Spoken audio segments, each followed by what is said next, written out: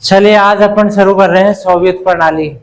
वैसे कल इसकी शॉर्ट डिटेल मैंने बता दी थी।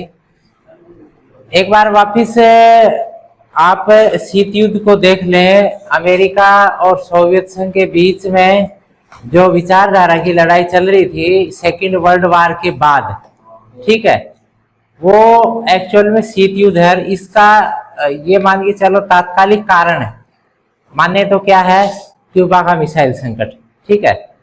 और इसके बाद सोवियत एरिया के जो देश थे इनका मुखिया रसिया था और अन्य जो आसपास के देश थे ना, ये कुल मिला के 15 गणराज्यों का एक समूह बना सोवियत संघ, ठीक है।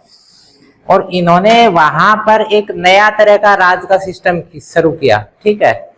तो इसके अंदर इसकी शुरुआत अगर माने तो कहां से है? इसकी शुरुआत रूसी क्रांति कब हो रही है? ये रूसी क्रांति 1917 में, ये तारीख याद रखना। यहां से ये प्रणाली शुरू हो रही है, 1917 से ये शुरू हो गया। और उसके बाद में सारे ये आसपास के जो गणराज्य थे ना मिलके क्या बना? यूएसएसआर ये बना, ठीक है ना, सोवियत संघ ये देश बना, ठीक। अच्छा, इसका मूल मोटो क्या था? अमेरिका का जो पूंजीवाद था ना, इसके विरोध में व्यवस्था। और ये व्यवस्था कौन सी थी? ये व्यवस्था थी साम्यवाद, ठीक है, साम्यवाद, ये साम्यवाद व्यवस्था। इसके अंदर क्या क्या हो रहा था? इस व्यवस्था के अंदर सारा कंट्रोल कौन कर रहा था? सरकार, राज्य के द्वारा। इसकी मेन बात क्या थी?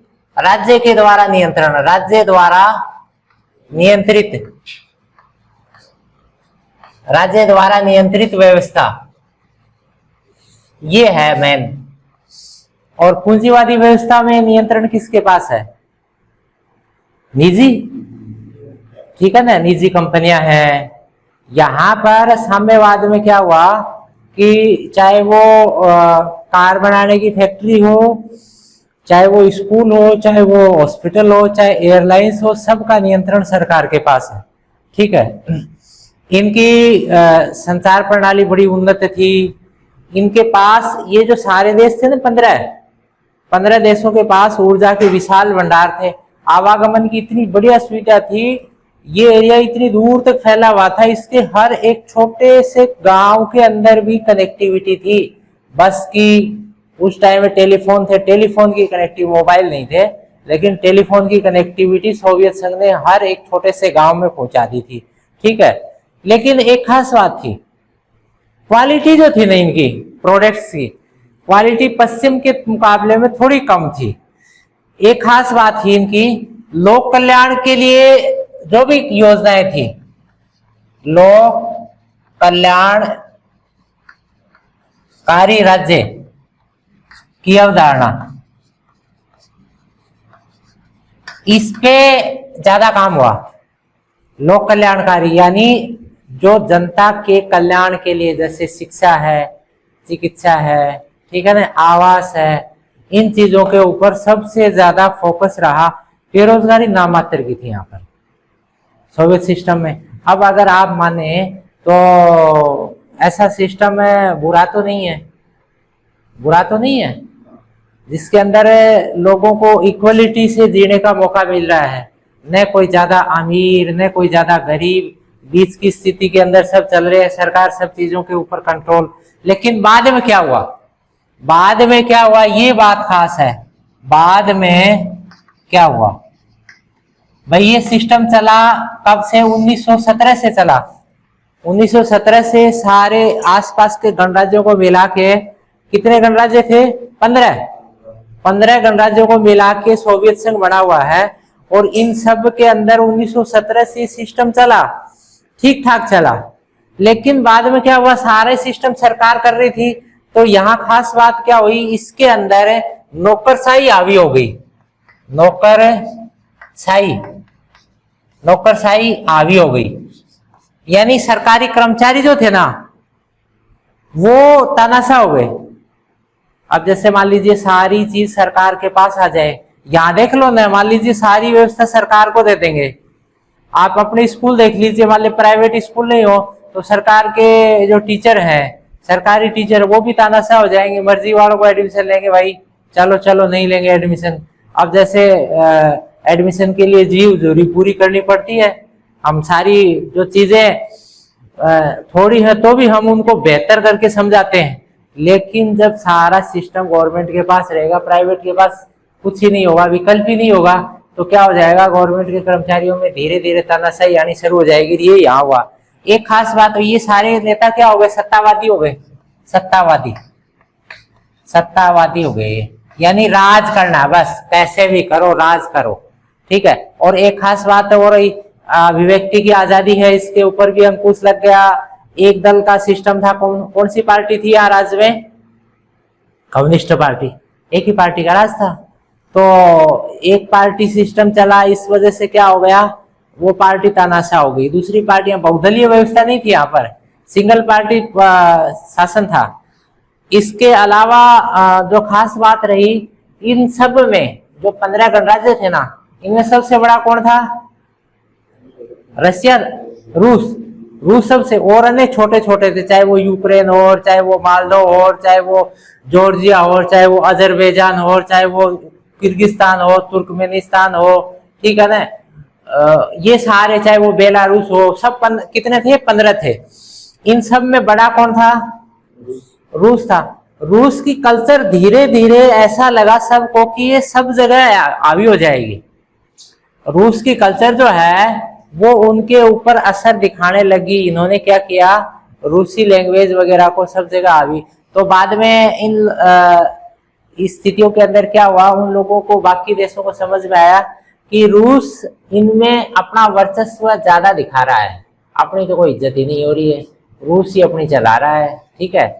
अच्छा, फिर एक खास बात रही, हथियार की दौड़ बहुत रही चली, परमाणु बम बनाना हो, हथियारों की दौड़ हो, क्योंकि भाई फर्स्ट वर्ल्ड वार के तुरंत बाद ये सिस्टम शुरू हो गया था। सेकेंड वर्ल्ड वार आ गया तो ज्यादातर फोकस किस पे रहा, हथियारों पे रहा। तो इस वजह से क्या हुआ कि देश की हालतें खराब होगी। 1970 तक आते आते क्या स्थिति होगी, 70 में हालत बहुत खराब है, हालत खराब, यहां आते आते तो हालत बहुत ज्यादा खराब हो गई थी। अब सबर जो है ना, ये मान के चलो पानी जो है ना नाक से ऊपर आ गया था। अब इसका पॉलिटिकल सिस्टम जो ढांचा था ना, वो कैसे चला उसको देखिए आप। भाई 1917 में रूस की क्रांति हो गई, और यहाँ पहला जो राष्ट्रपति बनता है वो कौन है, 1917 में लेनिन, ठीक है, लेनिन सबसे पहले कौन बना। यहाँ सीमित राष्ट्रपति रहे, लेनिन 17 से लेकर 24 तक रहा। लेनिन के बाद में कौन आया, स्टालिन, लेनिन के बाद में आया स्टालिन, ठीक है। ये 1917 में राष्ट्रपति बना, कहाँ का, सोवियत संघ का, रूस नहीं बना अभी। रूस तो 91 में टूटने के बाद में रूस बनेगा। 1917 से पहले भी वो रूस नहीं था, वो क्या थे, एक राजा महाराजाओं के राज के एरिया थे वो, ठीक है। जैसे अपने उस टाइम में रियासतें होती थी, ऐसे थे। फिर क्रांति हुई 1917 की, उसके बाद में सबको इकट्ठा किया। इसके अंदर मार्क्स का विचार, जो मार्क्सवाद है, वो लेनिन ने वो कॉन्सेप्ट को क्लियर किया, सबको समझाया, सबने देखा कि यार अपन एक हो जाए, ठीक है। स्टालिन ने एक खास काम किया, लेनिन ने तो सबको इकट्ठा कर दिया था, स्टालिन ने खास काम किया। स्टालिन ने उस एरिया में खेती को सामूहिक करवा दिया, बलपूर्वक। छोटे छोटे खेत थे ना लोगों के, उन सबको इकट्ठा कर दिया कि भैया हटाओ तुम खेत, छोटे खेतों को हटाओ, सबको इकट्ठा कर दिया। वजह से मान लीजिए इन सब खेतों को इकट्ठा करके और इनको सबको इकसार कर दिया, और सबको किसको दे दिया, ये गवर्नमेंट के पास रहेंगे, सरकार भी उनके ऊपर खेती बाड़ी कराएगी। जैसे आप जा रहे हो, आपको पेमेंट मिलेगा, जैसे कर्मचारी स्कूल में आते हैं ना, ऐसे ही आप वहां जाओ, खेत में जाओ, काम करो, आपको पेमेंट बदले में अनाज, जो अनाज सरकार आपको अवेलेबल करा देगी, आपके नहीं रहेंगे वो खेत। खेत किसके हो गए, सरकार के हो गए। वो कितना शानदार है, लंबे चौड़े, जैसे 1000 बीघा एक साथ खेती होगी मशीनों से, विचार तो अच्छा था, बुरा तो नहीं था। जैसे अपने छोटे छोटे खेत हो रहे ना, और रशिया के अंदर उस टाइम में सोवियत संघ में, उस जमाने के सोवियत संघ में स्टालिन ने ये काम करवा दिया वहां पर। अच्छा, इसके बाद में आता है Nikita Khrushchev. Nikita Khrushchev,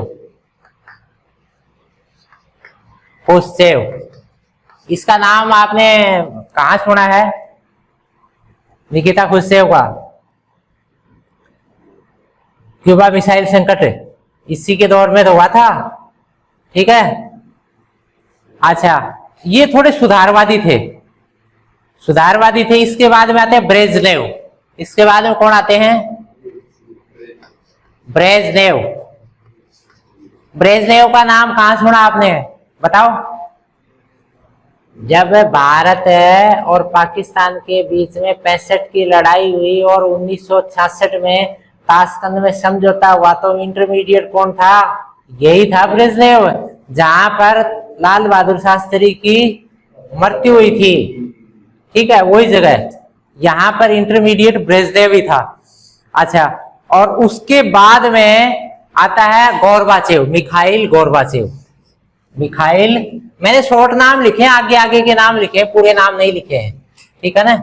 Mikhail Gorbachev, ये 1985 में बनता है और ये 1991 तक रहता है। अब देखो 1917 से लेके कितने की तो बने हैं, और भारत में प्रधानमंत्री देखो कितने वो लिए, ये लंबे समय तक रहे हैं। जैसे अगर स्टालिन की बात करें तो 1924 से लेके 53 तक रहा स्टालिन। 24 से बना था और 53 तक रहा, कितने साल लगातार रहा। और अगर आज की बात करें, आज की बात करें तो आज राष्ट्रपति कौन है वर्तमान में? वर्तमान में राष्ट्रपति कौन है? रूस का। अब सोवियत संघ नहीं रहा, अब क्या हो गया? रूस हो गया। अब इसका राष्ट्रपति कौन है, नाम याद है? Vladimir Putin. और ये कब से है? 1999 से है। कब से है? 99 से यही है, हाँ यही है। अब बताओ, ये सिस्टम चलता है वहां। अच्छा, इसके बाद में आता है बोरिस येल्त्सिन। ये यहां पर सोवियत संघ टूट गया, अब रशिया हो गया। अब आता है बोरिस येल्त्सिन, ठीक है। अब आप इनके भी यहां क्या क्या हुआ ये मैंने बता दिया। अब यहां आते सीधा गोर्बाचेव पे। गोर्बाचेव ने क्या किया? गोर्बाचेव आ गया राष्ट्रपति 1985 में, और गोर्बाचेव तक आते आते मैंने कहा कि हालत खराब हो गई थी। हमने बताया 1970 में आते आते हालत खराब हो गई थी।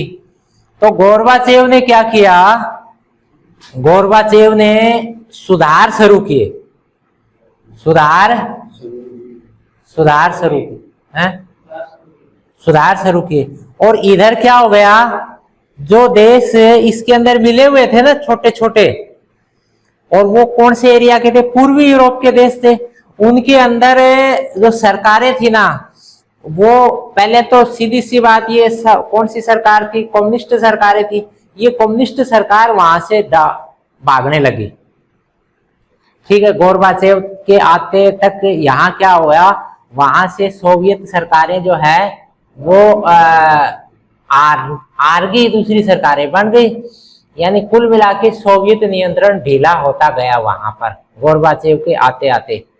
आजा, फिर एक खास बात रही यहाँ पर, ये बंदा आता है ना, ये बोरिस येल्त्सिन, ये बाद में आता है, लेकिन प्रशासन में तो पहले से था। ये प्रशासन में पहले से था। इसने वहां विरोध शुरू कर दिया कि ये सब गड़बड़ हो रही है, ये सिस्टम चलने वाला नहीं है।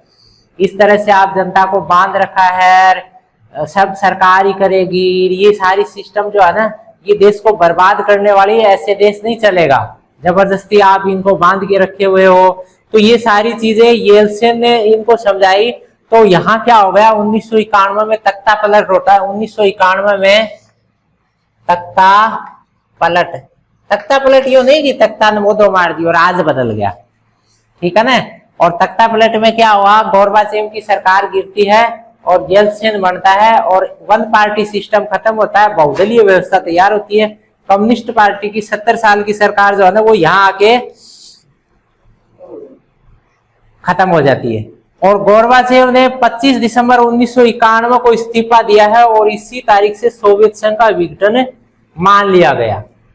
वैसे इसकी शुरुआत जो है ना, शुरुआत में जो देश थे वो सबसे पहला जो देश था ना जिसने डिक्लेरेशन किया था वो लिथुआनिया था। सबसे पहला देश 1990 मार्च में इसने कह दिया था कि भाई मैं तुम्हारे साथ नहीं रहूंगा, मैं तो अलग रहूंगा, ठीक है, मैं तुम्हारे साथ नहीं रहना चाहता हूं। और बाद में सबसे मेजर डिक्लेरेशन कब हुई थी? 3 बड़े कंट्री कौन थे इसके अंदर? इन सब में 3 बड़े गणराज्य, रूस, यूक्रेन और बेलारूस, ठीक है। इन्होंने लास्ट डिक्लेरेशन कर दी थी कि भाई अब ये सोवियत सिस्टम नहीं चल पाएगा, तुम अपने अपने अलग अपने घर बसा लो, ठीक है।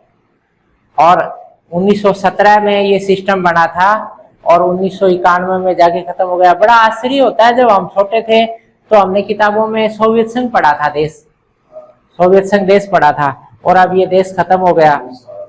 अच्छा, अब ये देश तो खत्म हो गया, सोवियत संघ खत्म हो गया। देखो सोवियत संघ 91 में खत्म होता है, यूएनओ 1945 में बन जाता है। यूएनओ के अंदर सोवियत संघ नाम का देश रजिस्टर्ड था। यूएनओ में क्या था? और परमाणु शक्ति संपन्न देश कौन सा था? सोवियत संघ का। ध्यान देना, 1991 से पहले परमाणु शक्ति संपन्न कौन थे? एक तो अमेरिका, एक फ्रांस, एक इंग्लैंड और एक चाइना और एक सोवियत संघ। अब सोवियत संघ तो टूट गया, तो वो परमाणु शक्ति कहाँ रहेगी? कौन से देश के पास रहेगी? रूस के पास रहेगी। ये खास बात रही। यानी उत्तराधिकारी कौन बना इसका? यूएसएसआर का उत्तराधिकारी कौन बना? उत्तराधिकारी राज्य रहा रूस। और रूस को ही यूएनओ में स्थायी सदस्य जो है ना 5, संयुक्त राष्ट्र संघ के 5 स्थायी सदस्य है ना, वो स्थायी सदस्य वाले सीट भी रूस को मिली और परमाणु शक्ति संपन्न देश का दर्जा भी रूस को मिला। वैसे कहते हैं कि यूक्रेन में चेर्नोबिल शहर है, वहां पर भी परमाणु रिएक्टर है और उन्होंने भी कुछ परमाणु आयुध रख लिए होंगे, क्या पता उस टाइम में, ठीक है। और अब यूक्रेन और रशिया की लड़ाई चल रही है, आपको पता है 2 साल से ऊपर हो गई है। ये लड़ाई जो है अब खत्म होने का नाम नहीं ले रही है। और इस लड़ाई के अंदर अमेरिका आ गया, इंग्लैंड आ गया, फ्रांस आ गया। इन्होंने यूक्रेन को समर्थन दे रखा है। कभी यूक्रेन उनके ऊपर भारी हो जाता है, कभी रशिया उनके ऊपर, जबकि यूक्रेन इंडिया से बहुत छोटा है, ठीक है, और रशिया इंडिया से बहुत बड़ा है। एक जमाना था जब ये लड़ाई शुरू हुई तब लोग कह रहे थे कि रशिया यूक्रेन को थोड़े दिनों में ही खत्म कर देगा, लेकिन आज इतने दिन बाद भी यूक्रेन बराबर डटा हुआ है, ठीक है।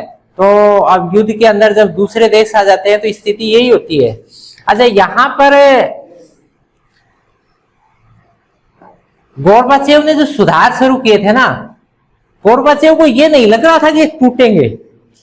गोर्बाचेव ने सुधार शुरू किए कि भाई तुम्हारे ये काम भी करवा देंगे।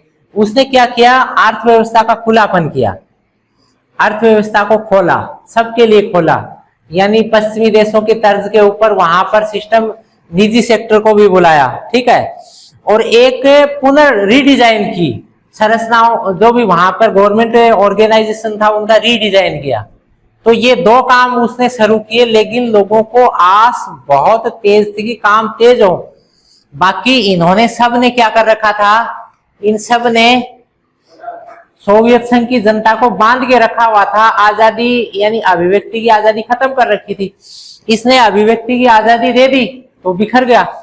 अब इसका विरोध भी कौन कर रहे थे? इसका विरोध कर रहे थे कम्युनिस्ट, जो उनकी कम्युनिस्ट पार्टी थी ना, वही गोर्बाचेव का विरोध कर रहे थे कि भाई तू इनको ऐसे खुला छोड़ देगा तो सब बिखर जाएंगे, इनको तो बांध के रखे, लट के जोर पे बांध के रखेगा तभी चलेंगे, ऐसे नहीं चलेंगे। लेकिन इसने क्या किया?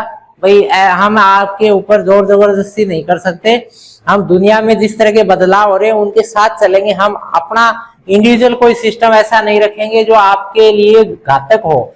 तो ये काम क्या है कि देश के लिए घातक रहा। अच्छा, एक बार मैं इन 15 देशों के नाम बता देता हूं जो इससे डिवाइड हुए हैं। ठीक है, किताब में है आपके। लिथुआनिया है, एस्टोनिया है, लताविया है। इन तीनों को बाल्टिक गणराज्य बोलते हैं। ये इसके आसपास है, मैप में देखोगे ना, इसके चारों तरफ के देश हैं। ठीक है, रूस बड़ा है, बेलारूस उसके पास, यूक्रेन है, आर्मेनिया है, अजरबैजान है, मालदोव है। और ये 4 कंट्री आपने पास पास में देखे होंगे, Kazakhstan, Kyrgyzstan, Tajikistan, Turkmenistan, Uzbekistan और जॉर्जिया। अब देखो सोवियत संघ के टूटने से कितने देश अलग हुए, 15 देश बने हैं। यानी ये सारे 15 मिलके एक देश था। और अब इनके अंदर भी टूटने की फिराक में है। अजरबैजान बिखरने की कगार पे आ गया, जॉर्जिया बिखरने की कगार पे आ गया, आर्मेनिया बिखरने की कगार पे आ गया है, रूस बिखरने की कगार पे है। ठीक है ना। तो ये जो अलग हुए थे, इन देशों में भी अलग होने का विवाद चल रहा है। अच्छा, अब हम इस टॉपिक की अंतिम बात पढ़े कि ये टूटा क्यों, क्यों टूटा, मोटे मोटे क्या कारण थे, बिखराव क्यों हुआ। ठीक है, कारण क्या थे इसके, कारण किसके कारण है, विघटन के। ये टूटा क्यों, यानी सोवियत संघ के अंदर इतना बढ़िया सिस्टम था। आज भी सोवियत संघ एरिया के उन देशों में, उन एरिया में देखोगे ना, तो वहां आपने जैसे गांव नहीं है, वहां पर एक सिस्टेमेटिक गांव है, खेती की एक सिस्टेमेटिक जमीन है। गांव में बैंकर बने हुए हैं, गांव में बैंकर, अगर लड़ाई हो जाएगी पूरा गांव इसमें छुप जाएगा। ठीक है। अच्छा, अब ये मैं शॉर्ट में, पीरियड लग गया, शॉर्ट में बता देता हूं। एक तो सबसे मेन बात क्या आई, राष्ट्रवाद की। ये जो 15 देश थे ना, इनमें रसिया को छोड़ के बाकी में ये रहा कि हमारी तो वैल्यू ही नहीं है, हमारी कल्चर खत्म हो गई। ठीक है। एक जो राजनीतिक संस्थाएं थी वो धीरे धीरे खोखली होती जा रही थी। और एक खास बात थी कि लड़ाई के लिए ज्यादा पैसा खर्च कर रहे थे, परमाणु बम बनाने में ज्यादा खर्च कर रहे थे, इससे विकास पे खर्चा कम हुआ। एक खास बात थी कि पश्चिम की तुलना में पिछड़ गए, पश्चिम की तुलना में पिछड़ गए। पश्चिम में जिस तरह से खुलापन था ना, वैसे यहाँ बांध के रखा हुआ था। एक सब लोग उस एरिया के मानने लगे कि पूंजीवादी व्यवस्था अच्छी है, साम्यवादी व्यवस्था ज्यादा अच्छी नहीं है, पूंजीवादी व्यवस्था अच्छी है। एक ही पार्टी लगातार राज कर रही 70 साल से, तो लोग उकता गए कि यार दूसरी पार्टियों को मौका मिलना चाहिए, इन्होंने तानाशाही कर रखी है। फिर गोरबाचेव ने अचानक सुधार कर दी कि भाई तुम्हारे लिए व्यवस्थाएं हम सुधारेंगे। ये कारण हुआ। एक रूस की कल्चर दूसरी जगह हावी होती जा रही थी। अन्य जो कंट्री थे ना, जैसे यूक्रेन है, चाहे मालदोव और बेलारूस है, जॉर्जिया, इन सब में उन्होंने जैसे रूसी लैंग्वेज लागू कर दी कि भाई सब रूसी पढ़ेंगे। ठीक है। तो इससे उनको ये हो गया कि रूसी लैंग्वेज अपनी लैंग्वेज को खत्म कर देगी। इसके अलावा सबसे मेन चीज है कि सभी एरियाओं का समान विकास नहीं हुआ। रसिया एरिया का विकास हो गया, यूक्रेन का, बेलारूस का, इनका विकास हो गया, बाकी एरियाओं में खर्चा नहीं हुआ। जो पास पास थे ना मास्को के, उनके ऊपर ज्यादा खर्चा हो गया। ठीक है, चलिए इसको हम यहीं खत्म करते हैं, फिर एक अगले वीडियो में आपसे पुनः मिलेंगे। धन्यवाद।